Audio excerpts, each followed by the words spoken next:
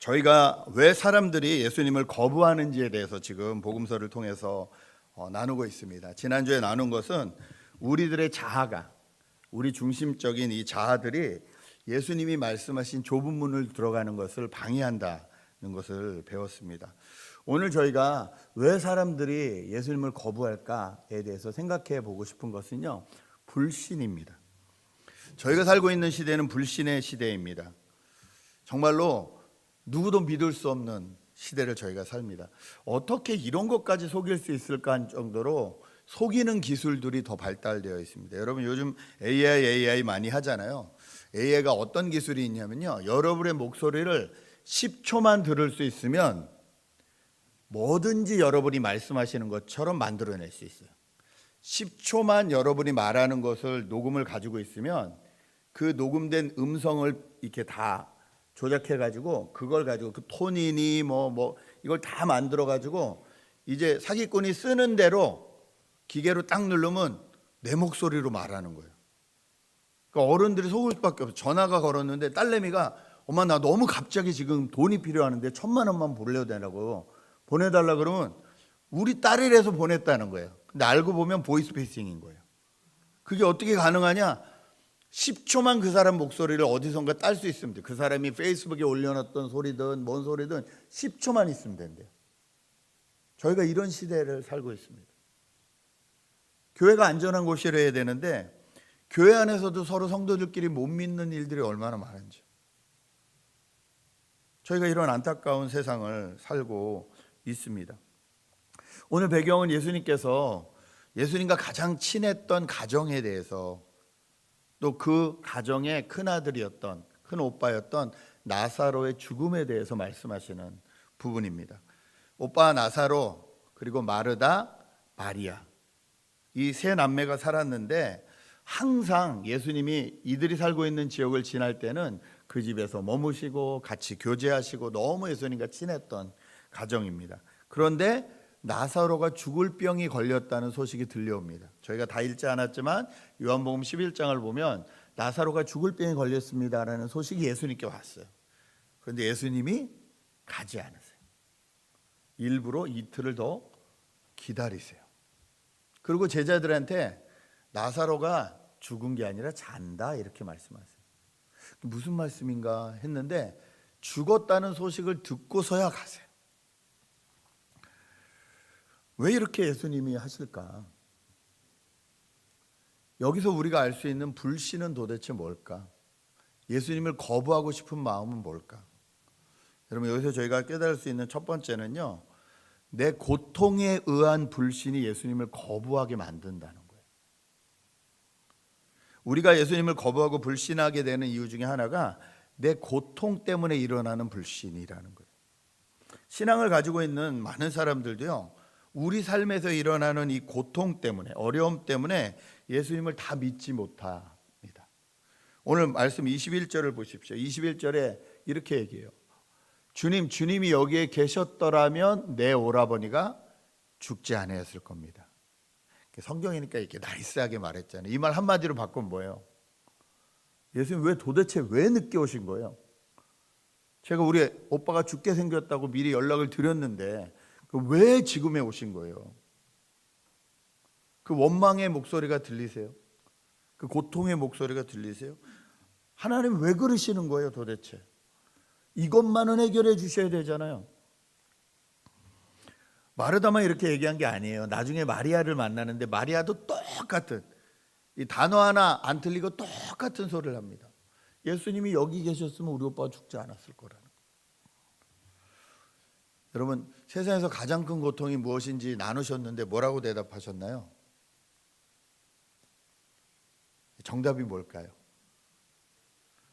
세상에서 가장 큰 고통은요, 내 고통입니다. 옆 사람 손가락 부러진 것보다 내 손톱 사이에 이렇게 뼈 쪽 튀어나와서 걸리는 거, 이게 더 고통스러워요. 우리는 이런 존재들이에요. 사람들이 다 고통에 대해서 얘기하지만 내가 이런 일 때문에 너무 힘들고 그러면 저같이 외향적인 사람은 뭐라 그러냐면, 야 그까짓 것 가지고 나는 말이지 그러면서 누가 고통이 큰가를 얘기해요. 내향적인 사람들은 밖으로 말은 못해도 속으로 나도 만만치 않은데, 남의 고통을 이해하고 공감하고 그게 정말로 아팠는지 그렇게 받아들이기보다는 내 고통이 더 크다고 외치고 싶은 세상을 저희가 살아요. 그러다 보니 이 고통의 문제에 휩싸여 버려서, 함몰되어 버려서 예수님이 누구신지를 잊어버려요. 예수님이 어떤 분이신지를 잊어버려요. 다른 사람에 대해서는 말하기 쉽습니다. 하나님이 함께 하실 거예요, 하나님이 역사하시도록 기도해요, 이렇게 말을 하는데, 내 문제가 딱 생기면 어떻게 기도해야 될지도 모르겠고, 무엇을 찾아야 될지도 모르겠고, 무엇부터 시작해야 될지도 모르고 헤매는 경우가 너무 많다는 거예요. 또 답을 가지고 있을 때가 있어요. 하나님이 이렇게 응답해 주셔야 된다는 거예요. 근데 하나님이 그렇게 응답을 안 해주시면 어떻게 돼요? 삐집니다. 그래서 어떻게 돼요? 예수님을 거부합니다. 우리 문제로 일어나는 이 불신이 예수님을 거부하게 되더라는 거예요. 적어도 이 마르다, 마리아 이 가정은 그러면 안 됐거든요. 왜냐하면 예수님과 친했잖아요. 예수님과 많은 교제를 했잖아요. 예수님에 대해서 잘 알고 있었잖아요. 그런데 똑같다는 거예요. 더 놀라운 건 이 나사로가 죽기 전에 예수님이 죽은 자를 살리셨다는 소문이 적어도 2번 성경에 기록이 돼 있어요. 그 소문을 듣지 않았을 리가 없어요. 야이로의 딸이 죽었다 살아난 이야기도 나오고 이미 알고 있었을 거란 말이에요. 그런데 내 문제가 되니까 그게 하나도 생각이 안 나는 거예요. 예수님이 어떤 분이신지 생각이 하나도 안 나는 거예요. 마르다의 오늘 대화를 잘 보면요, 꼭 저희 같아요. 처음에 예수님이 여기 계셨으면 우리 오빠가 죽지 않았을 거예요, 이렇게 얘기해 놓고 미안하잖아요. 그러니까 뭐라 그럽니까? 22절에 그러나 이제라도 예수님이 구하시는 것은 하나님이 다 이루어 주실 줄 압니다. 내가 예수님한테 너무 무례했나? 그러니까 이렇게 얘기하는 거예요. 근데 여기서 문제는 뭐냐면 I believe가 아니에요. I know.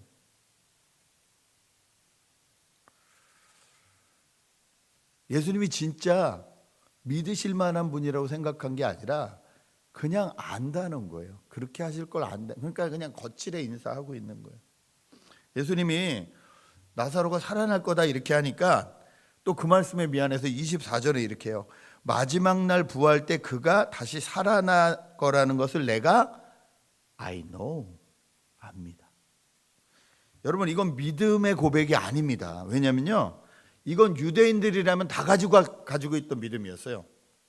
유대인들은 어떻게 생각하냐면 메시아가 오시면 어떤 문으로 오시냐면 예루살렘 성전의 동쪽 문으로 오신다는 거예요. 예수님이 이 메시아가, 그들이 생각하는 메시아가 동쪽 문으로 오시면 그때 동쪽 문이 열리면서 죽은 자들이 다 부활한다는 거예요. 이게 유대인들이 가지고 있는 무덤이었어요. 그래서 여러분이 가실 기회가 있겠지만 이스라엘 땅에 가시면, 그 예루살렘 땅 앞에 가시면 어느 쪽이 제일 비싸요? 예루살렘 성 동쪽 문 앞에 있는 무덤 묘지가 제일 비싸요. 예루살렘 성을 중심으로 다 무덤이에요. 여러분 가시면 깜짝 놀랄 거예요. 다 무덤이에요. 왜 그럴까요? 메시아가 오시는 날 그 사람들이 다 부활한다고 믿기 때문에 거기가 다 무덤이에요. 그러니까 마르다는 정말로 부활 신앙이 있었던 게 아니에요. 그냥 유대인들이 커먼 센스로 가지고 있던 고백을 그냥 했을 뿐이에요. 믿음의 고백이 아닙니다. 마지막 날 그렇게 될지는 안다는 거예요. 그런데 지금은 아니라는 거예요. 지금 내 고통에서는 아니라는 거예요. 지금 내 문제에서는 아니라는 거예요. 나와 내 문제에 너무 집중한 나머지 예수님이 어떤 분이신지 믿지 못하고 마르다처럼 거부하고 있을 수 있다는 거예요. 두 번째로 저희가 예수님을 불신하고 거부하게 되는 건요, 말씀에 대한 불신이 있을 때 그래요. 하나님 말씀에 대한 불신이 있을 때 예수님을 거부하게 됩니다. 라이프웨이 리서치라는 리서치 센터에서 22년에 발표한 것을 보니까요, 예수님의 부활을 믿습니까? 라는 질문에 미국 사람들의 66%가 믿습니다라고 대답했대요. 꽤 높죠. 66%면 예수님의 부활을 믿는 게 전체 미국인, 크리스찬만이 아니라 전체 미국인 중에 그 높은 거예요. 그거 안 믿는 사람보다 한 3배가 되니까 66%니까. 근데 문제는 뭐냐? 나이가 어려질수록 이 퍼센테이지가 떨어져요. 근데 또 하나 똑같은 그 리서치 센터에서 똑같은 질문을 했는데 이런 질문을 했어요. 성경은 어떤 책이라고 믿냐고 했더니 성경은 여러 가지 생활에 도움은 되지만 성경이 다 사실이라고 믿진 않는다는 거예요. 그런 사람들이 53%나 되는 거예요. 더 재밌는 건 더 나아가서 현대 과학으로 성경이 사실이 아니라고 증명할 수 있다라고 믿는 사람이 40%나 되는 거예요. 부활을 믿는 사람이 66%인데 성경이 사실이 아니라고 믿는 사람들이 있는 거예요. 이게 퍼센테이지가 더 작잖아요. 그건 무슨 말이냐? 부활을 믿는 사람들 중에서도 성경을 안 믿는 사람들이 있다는 거예요. 부활은 믿는데 성경은 안 믿어요. 부활은 믿는데 성경에 나오는 얘기가 다 사실이라는 건 안 믿어요. 여러분 오늘 예수님이 이렇게 말씀하세요. 나는 부활이고 생명이고 나를 믿는 사람은 죽어도 살고 살아서 나를 믿는 사람은 영원히 죽지 아니하리라. 이렇게 말씀하셨어요. 여러분 이 말씀 믿으십니까? 진짜 믿으십니까? 그렇다면 예수 믿는데 왜 죽을까요? 영원히 죽지 않는다는데 예수 믿는데 왜 죽을까요?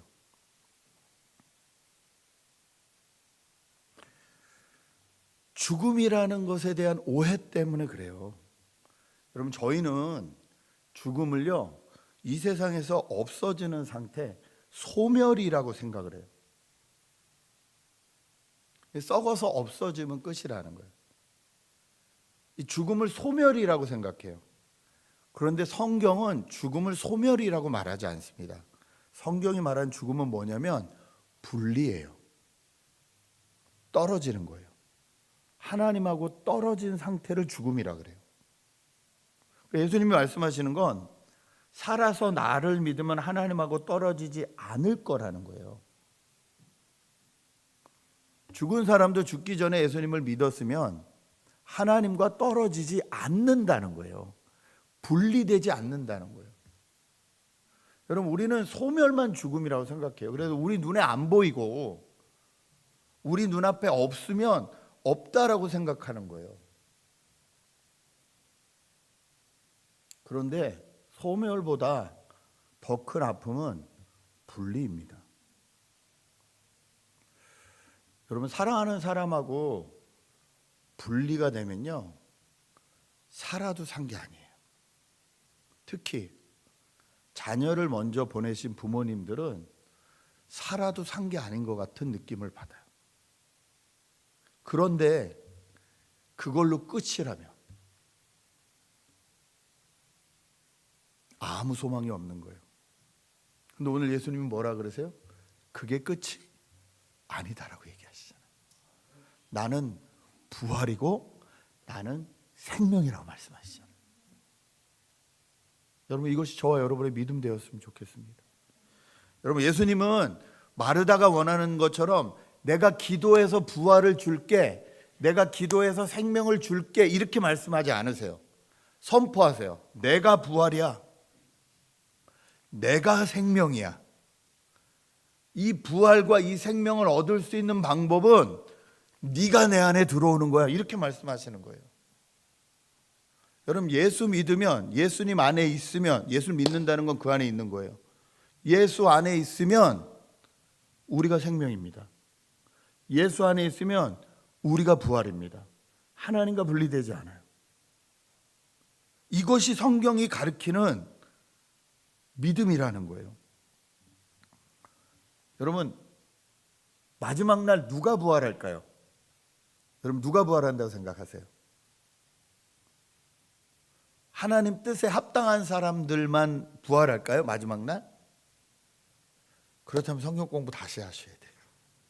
요한복음 읽겠습니다. 요한복음 5장 29절 함께 읽습니다. 시작.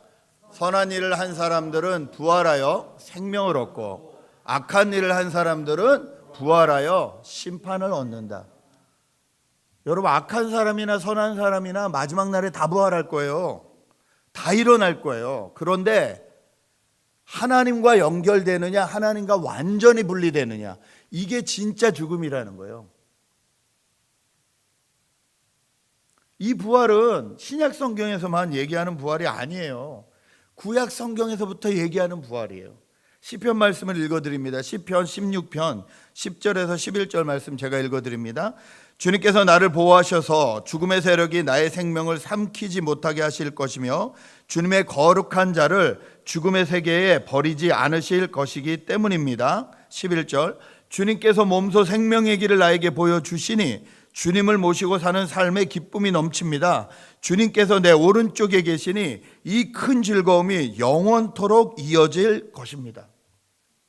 구약의 믿음의 사람들도 죽음에서 하나님과 내가 떨어뜨릴 수 없다라는 걸, 죽음이 나를 하나님과 떨어뜨릴 수 없다는 걸 이미 고백하고 있어요. 이게 성경적인 고백이에요. 여러분, 성경은 분명히 말하고 있어요. 예수 그리스도를 통해서 우리는 하나님과 떨어지지 않는다는 거예요. 환난, 공고, 핍박, 기근, 적신, 위험, 칼, 그 무엇이 되든 간에 예수님의 사랑에서 나를 끊을 수 없습니다라는 로마서의 고백처럼 우리를 끌어내지 못한다는 거예요. 이게 생명이고 이게 부활이고 이게 영생이에요. 성경에 대해서 잘 모르니까 오해하는 거예요. 하나님 말씀에 대해서 잘 모르니까 오해하는 거예요. 그리고 예수님을 거부한다는 거예요. 여러분, 저희가 성경을 읽고 묵상하는 이유는요, 이 삼위일체 하나님이 어떤 분이신지 그냥 지식적으로만 동의하는 게 아닙니다. 물론 처음에는 I know, 지식적인 동의가 있어야죠. 그 다음에는요, 성경에 이루어지는 일들이 내 삶 가운데서도 이루어지기를 감정적으로도 동의를 해야 돼요. 그리고 그 일이 일어나기를 원하는 마음으로 의지적으로 행동해야 돼요. 지, 정, 의, 우리 인격이라고 말하는 이 모든 온 인격으로 우리의 모든 것으로 하나님의 말씀 앞에 서서 행동하는 게 믿음이에요. 머리로만 하는 건 믿음이 아니에요. 머리의 지식이 우리를 바꾸지 않아요. 살 빠지면 건강해진다는 걸 몰라서 저희가 살을 못 뺍니까? 제 얘기입니다. 먹는 게 더 좋아서 안 되는 거예요. 네. 진짜 동기부여가 생기면 조금씩 일어나요. 제 딸이 그랬어요. 아빠, 결혼식인데 살 좀 빼주시죠. 네, 제가 요즘 살이 빠지고 있습니다. 제 생애 처음으로 바지가 헐렁하다는, 물론 바지를 너무 넓혀놓긴 했어요. 그런데 바지가 헐렁해지더라고요. 한 달만 더 하자. 여러분, 성경을 믿는다는 것은요, 우리의 전 인격적으로 믿는 거예요. 예수님의 말씀이 믿어져서 예수님의 부활이 내 부활이 되는 순간 모든 불신이 사라집니다. 모든 고통이 사라집니다. 죽음을 이겼는데 뭐가 두렵겠습니까? 여러분, 우리에게 가장 큰 두려움은 죽음의 공포잖아요. 내 아이가 죽으면 어떡하지? 내가 이러다 죽으면 어떡하지? 여러분, 사업 망하는 것보다 죽음이 더 두려워요. 그렇죠? 죽음은 공포의 끝이거든요. 그런데 이 죽음을 이길 수 있는 방법은 예수 그리스도 안에 있는 것밖에 없어요. 그런데 이걸로 이겼단 말이에요. 예수 믿는 사람들은 예수님과 함께 부활하는 사람들이잖아요. 여러분, 이거 믿으시죠? 그러면 이 세상에서 자꾸 두려움을 줄 때 사탄은 자꾸 두려움을 주거든요. 너 이러면 죽어. 너 이러다 죽을 수 있어. 죽을 것만 같은 고통을 주거든요. 속으시면 안 된다는 거예요. 안 죽어. 성경이 말씀하셨어. 나 안 죽어. 이미 이 문제가 해결됐어. 나 안 죽어. 나는 하나님과 영원히 붙어 있어. 그리고 내가 사랑하는 사람들도 하나님과 영원히 붙어 있어. 여기서 잠시 못 볼 뿐이지만 여기는 기껏해야 100년, 거기는 영원히 같이 살 거야. 여러분, 이것이 우리의 소망이잖아요. 성경을 모르면 나는 부활이고 생명이라는 말씀이 안 믿어집니다. 여러분, 성경 공부 잘했으면 좋겠습니다. 하나님에 대해서 오해하지 않았으면 좋겠습니다. 그리고 예수님이 말씀하신 이 말씀이 무엇인지 그대로 믿어드리는 저와 여러분 되셨으면 좋겠습니다. 마지막으로 예수님을 거부하게 하는 건 안타깝게도 성도의 불신입니다. 성도라는 사람들, 예수님을 알고 믿는다는 사람들의 불신이 세상 사람들로 하여금 예수님을 거부하게 한다는 거예요. 오늘 예수님이 그 나사로의 무덤 앞에 가셨습니다. 그래서 39절에 뭐라고 하세요? 돌을 옮겨놔라 이렇게 얘기하세요. 그때 마르다의 고백이 뭐예요? 주님, 죽은 지가 나흘이나 돼서 벌써 냄새가 납니다. 이 말이 무슨 말이에요? 늦었어요, 이 말이잖아요. 안 돼요 예수님, 이 말이잖아요. 예수님이 나는 부활이요 생명이다 그랬을 때 여태까지 I know 하던 마르다가 I believe 이렇게 말해요. 내가 예수님 믿습니다 그랬거든요.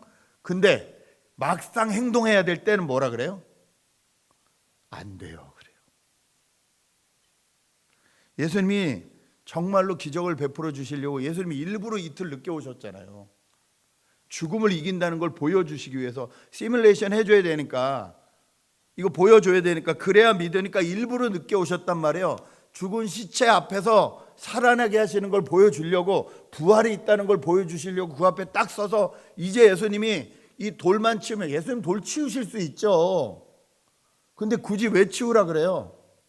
하나님이 역사하시는 일에 같이 동업하자는 거예요. 우리를 껴주시는 거예요. 나사로가 부활하는 일에 우리를 같이 넣어주시는 거예요. 예수님이 이거 못하시겠어요? 이렇게 하면 열리겠죠. 그렇게 안 하시고 너희가 치우라는 거예요. 믿음으로 행동하라는 거예요. 그런데 그 바로 앞에서 뭐라 그래요? 이미 늦었습니다 이러고 있는 거예요. 여러분, 저희가 그러지 않나요?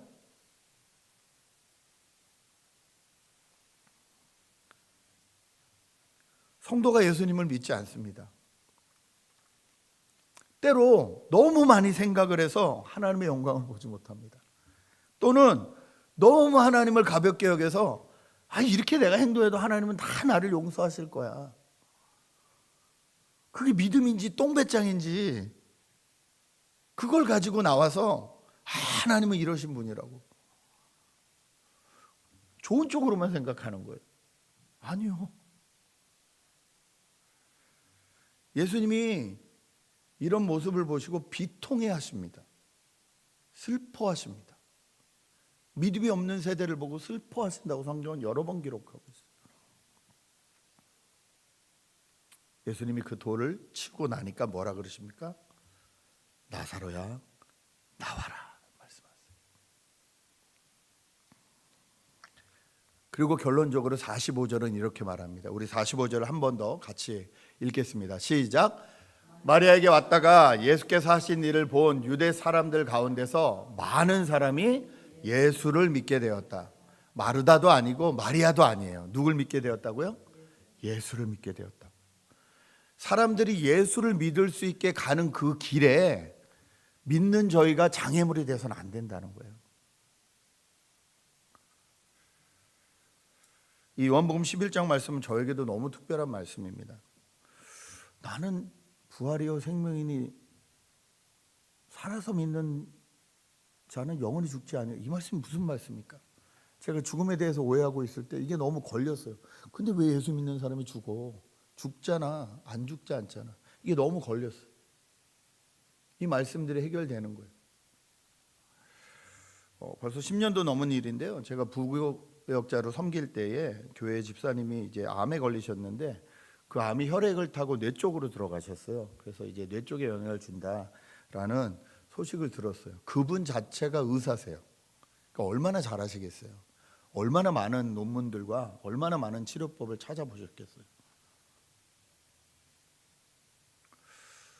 그 다 같이 신방을 갔는데, 목사님들과 함께 신방을 갔는데, 신방을 가는데도 제 안에 이런 생각이 있는 거예요. 목회자인데도 머리까지 전이가 되셨으면 힘들지 않을까?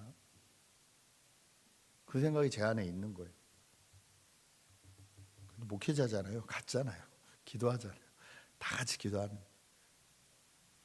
붙잡고 기도를 하는데 하나님이 요한복음 11장 말씀을 계속 생각나게 하시는 거예요. 나사로야 나와라. 나사로야 나와라. 제가 그래서 그 말씀 붙잡고 기도했어요.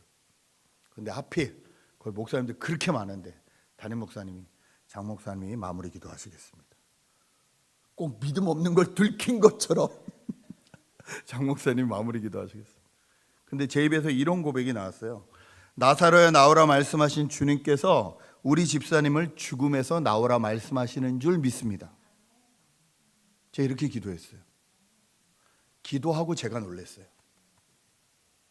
내가 한 고백이 아니었어요. 하나님이 시키시는 고백 같았어요. 집으로 돌아오는데 이게 끝나지가 않는 거예요. 제 안에서. 나사로야 나와라. 나사로야 나와라. 나사로야 나와라. 제가 이 구절을 묵상하다가 노래를 만들었어요. 찬양으로. 제가 만든 찬양이 꽤 되는데 유일하게 제 아내가 좋아하는 찬양이 요거 하나예요. 뭐가 느껴졌는지. 그 다음부터 이 나사로야 나오라는 말씀은 저에게 그냥 말씀이 아니에요, 여러분. 제가 제 삶으로 경험한 말씀이에요. 제가 담대하게 선포할 수 있는 말씀이에요. 사랑하는 성도 여러분, 우리가 이 세상을 살면서 질병이나 죽음이 너무 큰 힘을 발휘하는 것 같아서 우리가 무력감을 느낄 수 있습니다. 너무 내 문제가 커 보여 내 문제에 집중하다가 우리의 믿음이 약해질 수도 있습니다. 그러나 예수님은 여전히 이 죄와 질병과 죽음을 이기신 분이십니다. 그분은 십자가 위에서 이것을 다 해결하셨다고 얘기하셨어요. 여러분, 제가 여러 번 말씀드리잖아요. 예수님이 부활하지 않으시면 저희는 죄 문제에서 해결되지 않은 거예요. 왜요? 죄의 결과가 뭐예요? 죄의 싹은 사망이라 그랬잖아요. 그런데 예수님이 부활하지 않으셨다는 건 이 사망이 그냥 그대로 계신다는 거잖아요. 예수님이 사망에 그대로 계시면 우리의 죄의 문제도 해결이 안 된 거예요. 그래서 예수님 부활하신 거예요. 이 모든 문제가 해결되었음을 우리에게 보여주시기 위해서. 예수님이 부활의 첫 열매고 우리도 부활한다고. 예수님 안에 들어가 있으면 우리도 부활한다고. 예수님 안에 있는 모든 사람들이 부활한다고 약속하셨어요. 여러분, 이 말씀 믿어드리는 저와 여러분 되실 주님의 여러분을 축복합니다. 여러분, 착각하시면 안 돼요. 나사로는 부활한 게 아니에요. 나사로는 소생한 거예요. 레저렉션하고 리바이벌하고 달라요. 소생은 뭐냐면요, 있는 그대로 다시 살아나는 거예요. 그리고 나사로가 다시 죽었을까요, 안 죽었을까요? 죽었죠. 나사로가 지금까지 안 죽고 있었으면 거의 예수님격 됐겠죠. 지금 난리 났겠죠. 근데 부활은 있는 그대로가 아니에요. 그 이상이에요. 예수님이 부활하셨을 때 성경은 뭐라고 하냐면 닫힌 문을 그냥 통과하셨다고 나와요. 그러면 부활은 그냥 영적으로만 이런 존재가 되나 보다. 아니요. 부활은 육신을 입는다고 성경 분명히 얘기해요. 예수님 보시면요, 음식을 드세요. 부활하신 다음에. 이걸로 저희가 알 수 있는 건 부활하면 저희가 정확히는 모르지만 우리가 가지고 있는 이 몸보다 훨씬 거룩하고 신비한 몸이구나. 이거 이상 업그레이드구나. 이 세상하고 완전히 분리된 것도 아니고 이 세상 것을 연결하면서 하나님 나라의 것으로 연결되는 몸이구나. 여러분, 이 몸에 기대가 되지 않으십니까? 저는 기대가 됩니다. 저는 평생 160으로 살아서 이성일 목사님만큼은 아니더라도 좀만 더 커봤으면 어떨까? 뭐 이런 생각도 하고. 부활 때 아무 소용없는 얘기지만 모르긴 몰라도 적어도 이 몸은 아니라는 거예요. 너무 감사해요. 적어도 이 몸은 아니라는 거예요. 더 신령한 몸으로 태어나게 하신다는 거예요.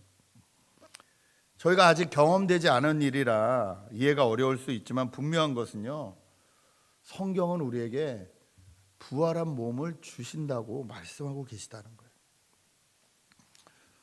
여러분, 죄성에 빠져 있는, 그래서 하나님을 순종하기보다는 자기 자신을 기쁘게 하려는 일에 최선을 다하고 있는 이 땅의 사람들에게 이 부활하신 예수님을 소개해 주실 분들은 저와 여러분밖에 안 계십니다.